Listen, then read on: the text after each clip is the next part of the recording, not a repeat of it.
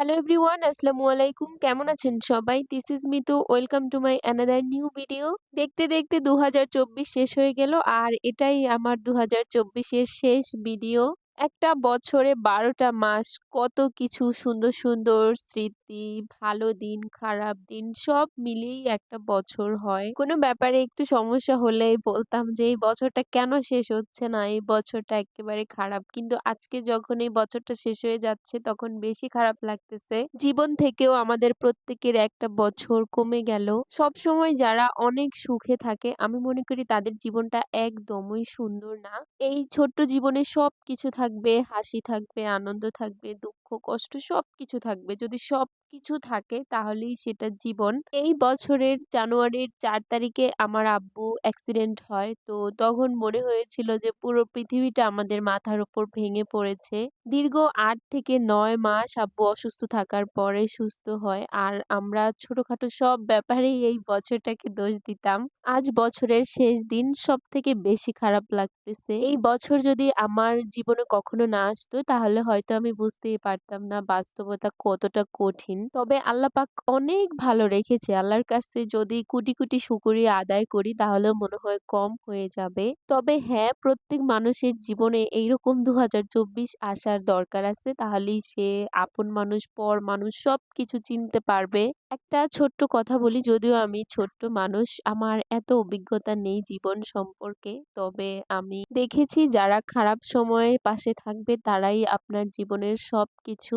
ভালো সময়গুলোতে সবাই থাকে। একবারে সবাই আপনার বন্ধু, এরা হচ্ছে উপরে উপরে। কিন্তু বিপদের সময়ে যে কাছে থাকবে, পাশে থাকবে, ভরসা যোগাবে সেই সবকিছু। সে মানুষ মুখে যতটাই রাগী হোক বা যেমনই হোক সেই প্রকৃত ভালো মানুষ। একজন মানুষের খারাপ সময়ে পাশে থাকতে হলে যে আপনাকে অনেক অনেক টাকা পয়সা দিতে হবে, অনেক সময় দিতে হবে, এগুলো কিছুই না। শুধু আপনার আশেপাশের কিংবা কাছের মানুষের বিপদের সময় আপনার মুখের ২ টা লাইন কথাই যথেষ্ট তার সবকিছু আরো সুন্দর করার জন্য কিংবা বিপদ থেকে বের হওয়ার জন্য। টাকা পয়সা এগুলো কিছু না। এগুলো আজ আছে কাল নেই, এগুলোর কোনো ভরসা নেই। তবে আশেপাশের মানুষকে সবসময় সুন্দর সুন্দর পরামর্শ দিবেন যাতে সে কোনো বিপদে না পড়ে। সেটা আপনার বন্ধু হতে পারে, আত্মীয় হতে পারে, পরিবারের মানুষ হতে পারে, প্রিয় মানুষ হতে পারে, যেই হোক তাকে সুন্দর উপদেশ দিবেন। মানুষের অনেক বড় উপকার করতে না পারেন কিন্তু কখনো ইচ্ছে করে ক্ষতি করবেন না। ক্ষতি করাটা খুবই খারাপ। এখানে যে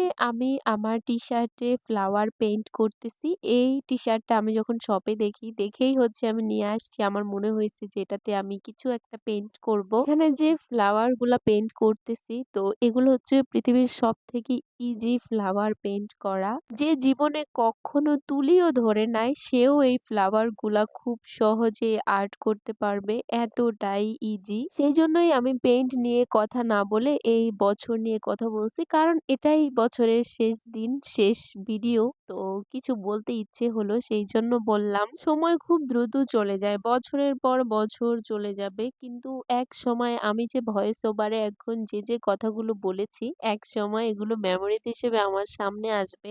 বছর তো শেষ, আপনারা সবাই আপনাদের পরিবার নিয়ে সবসময় হাসি খুশি থাকেন, এই দোয়া আমার পক্ষ থেকে সবসময় থাকবে।